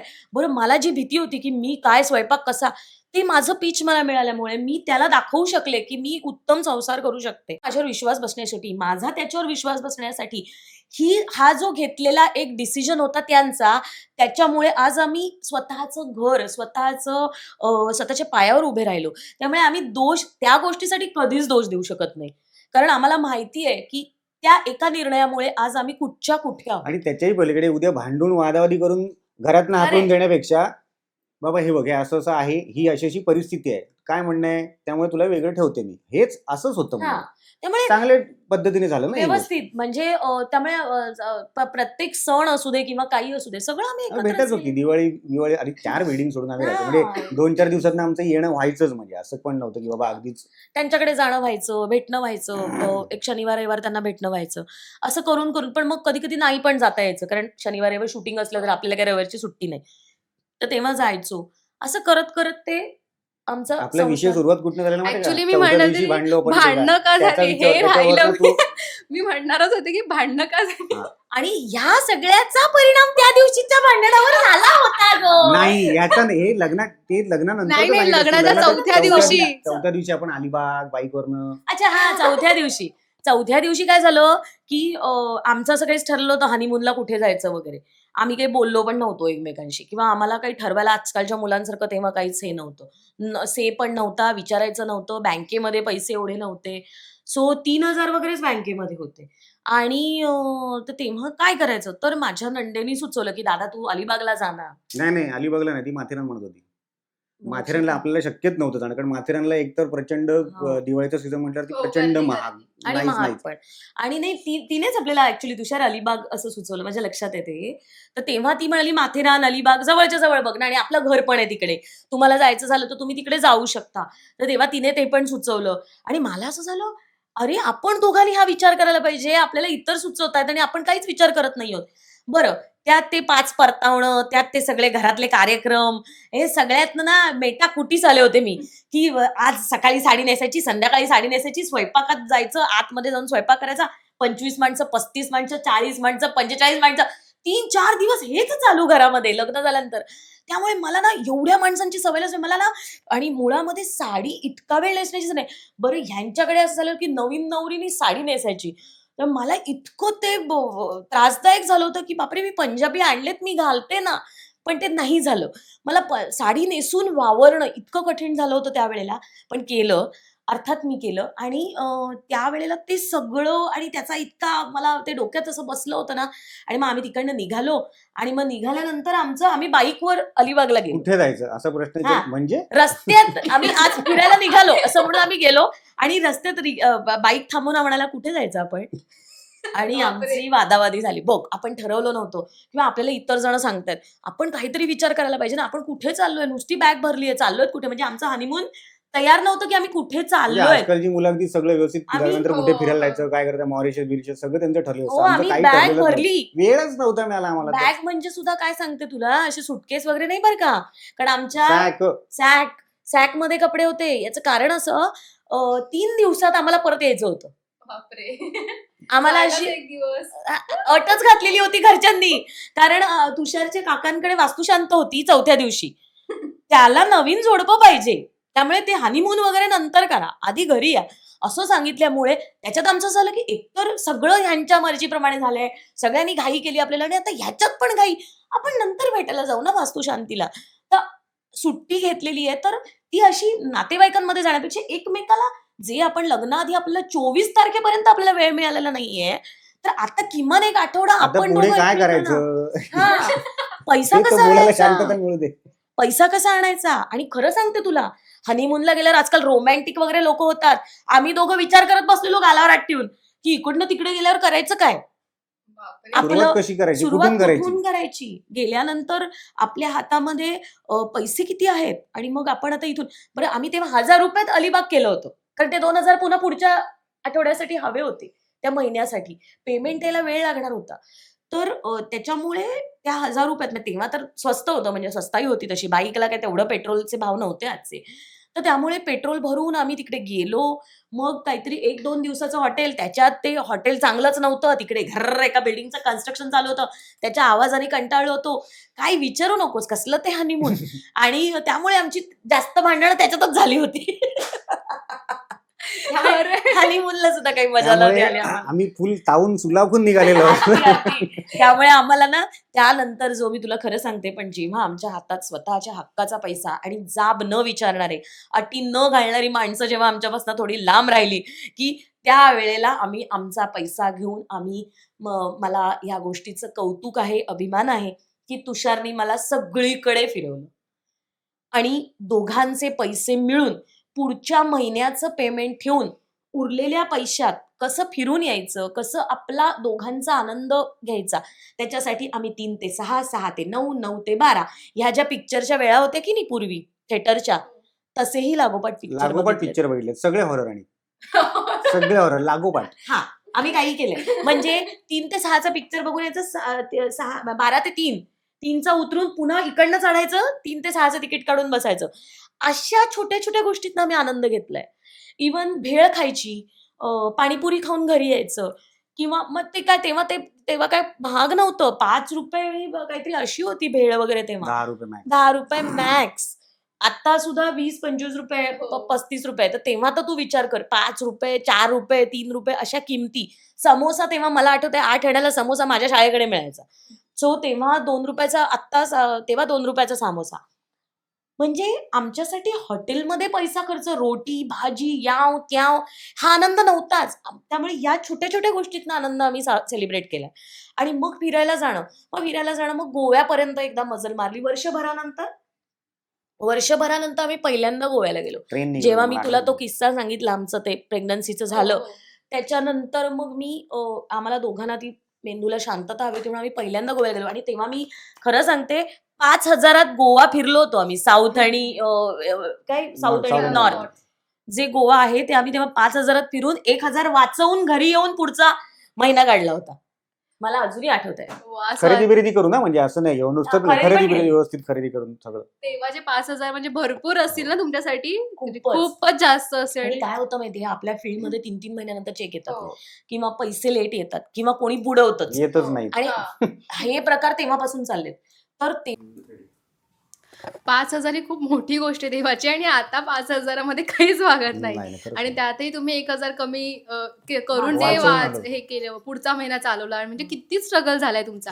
आणि दुसरं म्हणजे आमच्यापेक्षा पण लोक खूप स्ट्रगल करणार आहेत. आम्ही काही केलंय, खूप काय मोठं केलेलं नाहीये. नाही. की त्यावेळची परिस्थिती तशी होती, जसं आम्हाला अनुभवले त्याप्रमाणे आम्ही तसे पुढे सर्वाइव्ह होत गेलो. असं काही विशेष पण नाही. बोलतात ना, प्रत्येकाची एक स्टोरी असते, आणि हो. त्या स्टोरी मधले ते हिरो हिरोईन असतात, आणि तुम्ही तुमच्या स्टोरी मधले ऍक्च्युअल हिरो हिरोईन आहात.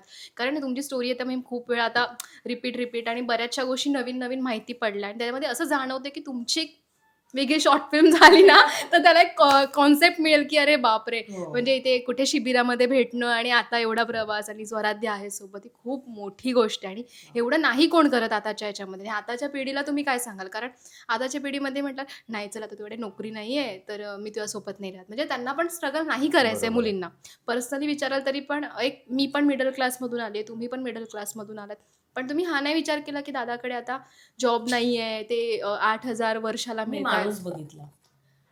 मी माणूस, स्वभाव आणि माझ्यावर कसं आहे माहिती आहे का, आजकाल ना प्रेम हा विषय कसा आहे, तू माझ्यावर प्रेम करतोस, मी तुझ्यावर प्रेम करते आणि आपण दोघं खायचं, प्यायचं, टीव्ही बघायचा, पिक्चर बघायचे, बाहेर फिरायचं. मग त्याने मला मोठ्या काय म्हणतात ते मॉलमध्ये घेऊन मॉलमध्ये जायचं, घेऊन खरेदी जायचं करायची. आणि मग काहीतरी वस्तू घेऊन दिल्या म्हणजे काहीतरी मोठं झालं. हे असं नाहीये. ह्याच्यावर संसार नाही होत. 100% याच्यावर नाहीच होत. ती व्यक्ती माझं असं पहिल्यापासून होतं, की मी कोणावर प्रेम करते पेक्षा समोरची व्यक्ती माझ्यावर जी प्रेम करतीये ना, त्याचा रिस्पेक्ट ठेवून मला त्याच्याबरोबर राहायला पाहिजे. आणि मला पहिले मस्करी वाटायची, की नाही, हा काहीतरी उगाचच माझ्या मागे लागलाय वगैरे टाइप्स मुलगा असेल वगैरे. तर मला असं वाटायचं, पण मला जेव्हा कळलं, की ह्याने खरंच घरी सांगितलं किंवा हा मला जेन्युइनली सांगायला आला आणि जेन्युइनली ह्या सगळ्या गोष्टी घडवत गेलो आम्ही. म्हणजे त्या घडल्या गेल्या किंवा त्याच्याकडनं त्या घडवल्या गेल्या. तेव्हा माझा त्याच्यावर इतका विश्वास बसला, की म्हटलं नाही, ह्या व्यक्तीला माझ्यावर राहायचंय किंवा माझ्याबरोबर संसार करायची इच्छा आहे. म्हणजे करेक्ट व्यक्ती आहे ती. म्हणजे मी तुला खरं सांगू, आमच्यात आहे ना, कोण किती कमवतं, कोण किती शिकलं, कोणाला किती काय मिळतंय ह्याच्यातून, हा विचार कधी आमच्या दोघांच्या मनात आलाच नाही आणि तो आजतागायत येत नाही. याचं कारण असं झालंय ना, की मला असं वाटतं आजकाल बँक बॅलन्स बघून ज्या मुली लग्न करतात किंवा मुलंसुद्धा, हां, असं नका म्हणू, की मी मुलींबद्दलच बोलतीये. अजिबात नाही. सगळ्यांनाच आजकाल से आहे. दोघांनी पण ना एक लिमिट आहे त्या प्रत्येक गोष्टीला. कारण शेवटी पैसा हा दोघांचा मिळून बँकेमध्ये वाढलेला दिसला ना, तरी खूप गोड संसार होऊ शकतो. याच्यासाठी असं नाहीये, की मला 10,00,000 आहे, तर मग मला 15,00,000 वाला मुलगा पाहिजे किंवा हां, म्हणजे मला माझ्यापेक्षा मोठं पाहिजे सगळं बरोबर आहे, पण त्याची कॅपॅसिटी बघा.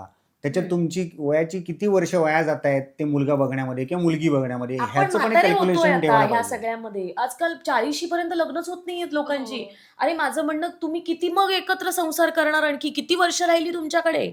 सह सह सहजीवनाची म्हणतो आपण व्याख्या किती वर्ष? असते ती. आज मी आनंदाने आणि अभिमानाने सांगते, की 22वं वर्ष चालू झालंय आमचं. मी मध्ये टॅगलाईन पण टाकली, या घटस्फोटाच्या जमान्यात आम्ही 21 वर्ष पूर्ण केलेली आहेत. मी पाहिली ती पोस्ट. तेव्हा तुम्ही एकदम मस्त काय म्हणतात ते सगळ्यांचे कमेंट्स पण त्याचे काय म्हणतात हास्यास्पद होते कारण तुम्ही एकदम टाकलंच तसं हो. होतं. हा, कारण रिअलिटी आहे ही सध्याची. म्हणजे घोरतो नवरा म्हणून डिवोर्स होतात, त्याच्या मैत्रिणी आहेत म्हणून डिवोर्स होतात किंवा त्याला काही व्यसन आहे कारण. म्हणून डिवोर्स. आजकाल व्यसन हे प्रत्येक मुलाला आहे. मलाही वाटायचं की तुषारने काही कुठचंही व्यसन करू नये, काही नाही. पण मी म्हणत नाही की हे चांगलं आहे किंवा गौरवास्पद आहे. पण आता हा एक समाजाचा भाग झालाय असं समजा, की या गोष्टी त्याच्याबरोबर आणि येतात. आणि limit मुली मध्ये काही आहेत कमी ना. आहेत का? मुली काही कमी आहेत का? नाही. मुली सुद्धा बाहेर सगळं करतात. मी मुलांना दोष देणारच नाही. मी अगदी मुलांच्या बाजूनी या बाबतीत, की खरोखरच मुली सुद्धा सिगरेट ओढतायत, मुली सुद्धा दारू पितायत, मुली सुद्धा रात्र बाहेर नाईट आउट्स करतायत. संस्कार. शेवटी आपल्या घरातले आई-वडील आपल्याला किती वाजोस्तोवर बाहेर राहायचं ते सांगतायत, त्याच्यामुळे हे घडतंय. आता यावरती काही लोक म्हणतील म्हणजे मुलींना स्वातंत्र्यच नाही का नाही, वगैरे नाही, वगैरे. त्याच्यातनं स्वातंत्र्य भरपूर आहे ना. त्याच्यातनं काय. पण मग बाहेर जे वाईट घडतंय मग त्याच्यावर पण आपणच बोलतोय आणि आपणच रिॲक्ट होतोय आणि आपणच वाईट वाटून घेतोय आणि आपणच त्याच्यावर चिडतोय. तर माझं म्हणणं, आपण थोडेसे प्रयत्न करू, की आपण चांगलं समाजामध्ये राहायचं. पूर्वीची लोक काय म्हणजे माझं नेहमीच असं म्हणणं आहे, की आपलं बालपण काही वाईट नाही गेलंय. आई-वडिलांनी आपल्याला आपलं कौतुक नाही केलं, आपल्याला वाटेल तसं मारलं, म्हणजे भांडले, मारलं किंवा आपल्याला 2 थोबडवलं, तर आपलं वाईट नाही गेलंय ना आयुष्य. आपण त्यातनं तावून चुलाकून निघालोय. आपल्या मुलांना पण इतकी स्पेस का देतोय किंवा त्यांना नकारात पचवण्याची सवयच लावत नाही आहोत. ऍक्च्युली तोच प्रॉब्लेम आहे, की मुलं किंवा मुली त्यांना नकारच नको येतात. हां. म्हणजे आमच्याकडे किस्सा असा घडला माझ्याच एरियात एका मुलाचा, की आज सायकल देणार नाही तुला, असं सांगितलं, त्याने आत्महत्या केली. किती छोटा मुलगा, 8वीतला मुलगा. मला असं म्हणायचंय, का? नकार का नाही तुम्ही पचवू शकत? आई-वडिलांनी आम्हाला किती गोष्टी, मी दाखवलेला रस्त्यावरचा ड्रेस, मला तर कधी आठवतच नाही की आम्ही दुकानातून कपडे खरेदी केलेत. पूर्वी माहिती रस्त्यावर मिळायचे कपडे डोंबिवलीत, अजूनही मिळतात. मी त्या रस्त्यावरचे कपडे आम्ही दोघांनी, माझ्या आई-वडिलांनी काय माझ्या नाही, परिस्थिती तेव्हाही नव्हतीच की. मी स्वराज्याला अजूनही रस्त्यावरचे कपडे घेऊन घालतो. घेतोच की आम्ही, घालतो. आणि का नाही घालायचे? त्यालाही सांगितलेलं आहे ही 1800ची गोष्ट. पॅन्ट लहान मुलांची पण मिळते आणि मोठ्यांची मिळते. 1800ची पॅन्ट 2 महिन्यात होणार नाहीये त्या पोराला. मग ती मी कशाला दुसऱ्याची मॉलमधली घ्यायची ना. पैसे फुकटच आहेत ते. आणि ह्याची किंमत मुलांना आत्ताच समजवली त्यालाही पाहिजे. सांगितलेलं असतं. तो पण गोष्टी मागतो माझ्याकडे, स्वराध्य थांब जरा, आत्ता बाबाचं काम चालू नाहीये असं मीही त्याला सांगतो, की हा, थांब जरा, बाबाचा पगार व्हायचा. परिस्थितीची ही जाणीव मुलांना करून व्हायलाच देणं. पाहिजे. मुलांना घरात काय चाललंय, मी मागतो ते मला मिळतात सगळ्या गोष्टी, असं नाही होणार. हा, किंवा त्यांना राग आला, वाईट वाटलं तर हो रुसू दे, रागवू दे, चिडू दे, भांडू दे, केलंच पाहिजे. मुलांनी एक्सप्रेस झालंच पाहिजे. म्हणून लगेच कुशीत घेऊन बसायचं. माझ्याकडे तुझ्या स्वराध्य जेवत नाही म्हटलं तर मी किती वेळा, म्हणजे मी अशी आई नाहीये, मला वाईट वाटतं, आतून वाटत असतं वगैरे, सगळं बरोबर आहे, पण त्याचं त्याला कळलं पाहिजे. म्हणून तो जेवत नाही म्हटला की मी थांबून राहते, त्याला भूक लागेपर्यंत. हे गरजेचं आहे ऍक्च्युली, कारण आताच्या पॅरेंटिंग मध्ये अरे खा रे किंवा कशाला ना, सारख्या गोष्टी भूक हातात लागली की येणार आहे ते पोर येणार आपल्याकडे बरोबर. परत. मग त्यालाही ती ऍडजस्टमेंट करायची सवय लागली पाहिजे ना. आता माझ्या मुलाला मी नेहमी सांगते की शेपूपासून सगळं खायची सवय लागली आहे, कारण त्यांची चव डेव्हलप व्हायच्या आधी त्यांना खायला प्यायला घातलंय. माझं मूल हे खात नाही, त्याला ते तो आवडत पिझ्झा नाही. पण खातो, तो हो. वांग्याची भाजी पण खातो, तो हा. भेंडीची भाजी पण खातो, भाकरी तो पण सगळं खातो. खातो, भाकरी पण खातो, सगळं खातो तो. माझं काय म्हणणं आहे, हे खूप मोठी गोष्टच नाही, पण मला असं वाटतं की ह्या सवयी आपणच मुलांना लावल्या पाहिजे. माझ्या मुलाला दूधच आवडत नाही, माझ्या मुलाला तेच आवडत नाही, मग ते हेच लागतं आमटीमध्ये ते शेंगा घातल्या की बाजूला काढतात, कोथिंबीर आवडतच नाही. मी इतकी मुलं पाहिली, कढीपत्ता कोथिंबीरीला कचरा म्हणतात. बाई हा कचरा आहे आमटीमध्ये, मला नको. असं कसं कचरा, त्याच्यानेच तर चव येते जेवणाला. त्यांना ती माझ्या पोराला मी उभं करून तेच शिकवते, हे पाहिजे तर त्याची चव बघ जेवताना कशी लागते. म्हणजे माझं म्हणणं काय, ह्या गोष्टी आपणच नाही मुलांना म्हणजे शिकवल्या. आई वडिलांकडनंच ह्या गोष्टी बेसिकली जायला पाहिजेत, की बाबा मुलांची लग्न कुठल्या वयामध्ये करून द्यावी, किंवा कुठल्यावर त्याला एक अटींचं पण लिमिटेशन हवं. हा. माझं म्हणणं आहे. सगळ्या गोष्टी तुम्ही पैशात नका मोजू. आणि त्या मग काय मुलीचे होतं संस्कार माहितीये? बघा, त्या मुलाचे संस्कार बघा, ते घरदार कसं आहे ते बघा, आणि मग तुम्ही वेळीच डिसिजन घ्या. शेवटी वय गेलं ना की मग ऍडजस्टमेंटवर येतात. हा, मग शेवटी होतं तेच ना, आता मग मिळेल ती, असं नसतं. मिळेल ती किंवा मिळेल तो, हा, असं नाही होत चालत ना. माझं म्हणणं आहे की जेव्हा तुमचं छान वय आहे, तुम्ही छान दिसताय, छान तुमच्यामध्ये ते सौंदर्य आहे, तुमच्यामध्ये तो तारुण्य आहे, तुमच्यामध्ये काय म्हणतो ते, आता एक गळ्यात पाय आल्यावर तर काय, म्हणजे एक 50-60 नंतर गळ्यात पाय आल्यावर थोडीच ना आपण रायगड बघायला जाणार आहोत, आपण आणखी कुठे लेह लडाख बघायला जाणार आहोत, की बाबा आता श्वसनाचे त्रास होऊ लागलेत. 50 नंतर लग्न करून फायदा काय त्या 40 नंतर? 20-25 मध्ये लग्न करा, छान सगळं उपभोगा, स्ट्रगल तुम्हालाही कळू दे. तुम्हाला सगळं बँकेत 25 लाख आहेत म्हटल्यावर आनंद मानून, अरे ती मजा आहे, माहितीये मला. आणि पैसा कधी ना कधीतरी संपणारच संपणारच आहे आहे. की. हे आमचं एक दोघांचं आहे आणि त्याच्यातनं आम्ही, मला आनंद आहे आणि आम्ही ह्याच्यातनं आलो. आणि ऍक्च्युली तुमचा तो रिअल एक्सपिरियन्स आहे तो तुम्ही खऱ्या अर्थाने सांगते ना, की असं की काही हा, जण म्हणजे असं आम्ही म्हणत नाही की बाबा सगळ्यांनी असं वागावं. आमचं म्हणणं, हा. हा आमच्या पर्सनल एक्सपिरियन्स आहे, त्यातनं आम्हाला जे Experience वाटतं ते आम्ही हा, व्यक्त झालो. एक्सप्रेस होत आहे तुम्ही, आणि खूप भारी आहे. कारण आताच्या ह्याच्यामध्ये बघायला सगळे 30 नंतर 35 नंतर आणि नंतर ते लग्न होतात, त्यामुळे त्यांचे वेगळे स्ट्रगल असतात. पण म्हणजे ते काय असतं माहिती आहे, आता म्हणजे ह्या विषयात जर का बोलायचं झालं तर खूप गोष्टी आहेत. खूप आहे. हा. 34 नंतर केलं तर नंतर मेडिकल प्रॉब्लेम तुम्हाला चालू हो. होतात, त्याचे तुमच्या होणाऱ्या बाळावरती किंवा मुलावरती त्याचे परिणाम होतात. ह्या पण गोष्टी आहेत शारीरिक ना. व्याधी जडतात. आजकाल 35 मध्ये लोकांना हार्ट अटॅक यायला लागलेत, 35 मध्ये डायबिटीस डिटेक्ट हो. व्हायला लागलेत. तर माझं म्हणणं, कशाला शरीराशी आपण हे करतो, कारण आपण जंक फूड पण खातोय. पूर्वीच्या काळी घरचं जेवल्याशिवाय जायचं नाही, हे अमुक तमुक होतं आमच्या वेळेला, पण आता सगळंच मिळायला लागलंय, अगदी हातातोंडात, हातामध्ये पैसे मुलांच्या खेळायला. मला तर आठवतच नाही तुषार की TY पर्यंत मला वडिलांनी कधी हे दिलं होतं, काय पॉकेट मनी. पॉकेटमध्ये हम्म. मी तुला खोटं वाटेल, माझी अशी परिस्थिती होती की माझ्या मैत्रिणी तेव्हा पाणीपुरी खायच्या, SYची गोष्ट, तर ना माझ्याकडे पैसे नसायचे. मग मी म्हणायची मला इच्छा नाही आहे, मला आवडत नाही, असं सांगून मी परत आलेली आहे. असं नाही की बाबांकडनं नाही मला पैसे द्या, माझ्या मैत्रिणी खातात, कारण माहिती वडील देणारच नाहीत. ह्याची जेव्हा जाणीव असते ना, तेव्हा माणूस आपोआप त्याच्यासाठी, आणि माझ्या तेव्हा हातात पैसे नव्हते, मला मागावे लागायचे, आणि मला मागवून मिळाल्यानंतर ते मिळालं, याचा आनंद असायचा, नो डाऊट. पण ते मिळवण्यासाठी मी प्रयत्न करायला पाहिजेत, ही माझ्यामध्ये घडलेली एक स्टेप होती, की आता माझ्या हक्काचे पैसे मी कमवीन. याच्यासाठी जी एक हे लागते की नाही, ती त्याच्यातूनच येते. ते संस्कार ह्या आई वडिलांचे आपल्या झालेले आहेत. म्हणून तर आपण आपल्या पायावर उभे होतो, आणि आज हे घर दिसतंय, किंवा आज आमच्या ज्या गाड्या दिसतात, किंवा आज आम्ही जे काही कमवलं, जे काही वावरतोय, वागतोय, ह्या सगळ्याचं श्रेय आमच्या आई वडिलांना जातं, की त्यांच्या चांगल्या संस्कारामुळे आम्ही आज इथे आहोत. आणि अर्थात मी माझ्या पोरापर्यंत हे पुढे देतेच आहे.